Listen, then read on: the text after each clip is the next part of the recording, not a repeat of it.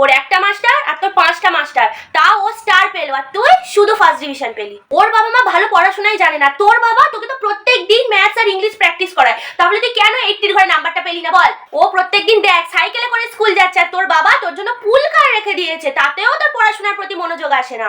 তোর পড়াশোনার সুবিধার জন্য তোর বাবা তোকে কি না কিনে দেয়নি, মোবাইল কম্পিউটার ল্যাপটপ সব কিনে দিয়েছে, তাও তোর মার্কসের এই অবস্থা। প্রত্যেকটা সাবজেক্টের আলাদা টিচার, যখন যে বই লাগবে সহায়িকা লাগবে পেন পেন্সিল খাতা তোকে ভরে ভরে দিয়েছে, তাও তুই পড়াশোনাটা ভালো করে করতে পারছিস না। তোর পড়াশোনার জন্য আমি 1 বছর ধরে কোনো আত্মীয়দের বাড়ি যাই না, বান্ধবীদের সাথে ঘুরতে পর্যন্ত যাই না, তো তাতেও লজ্জা করে না? তোর মাস্টারের পিছনে খরচা দিতে দিতে তোর পড়াশোনার খরচা চালাতে চালাতে তোর বাবাকে আমি এই একটা বছর কিচ্ছু বলি না যে আমাকে কিছু কিনে দাও। এইগুলো দেখে দেখে তাও তোর শিক্ষা হলো না যে সবাই তোর জন্য স্যাক্রিফাইস করছে। আসল কথাটা কি বলতো মাঙ্কু, ইচ্ছা শক্তি, যেটা তোর মধ্যে ভগবান একটুও দেয়নি, আর যেটুকু দিয়েও ছিল তুই নষ্ট করে দিয়েছিস। পারোর দেখে যা, দেখে শেখ ওকে কিছু।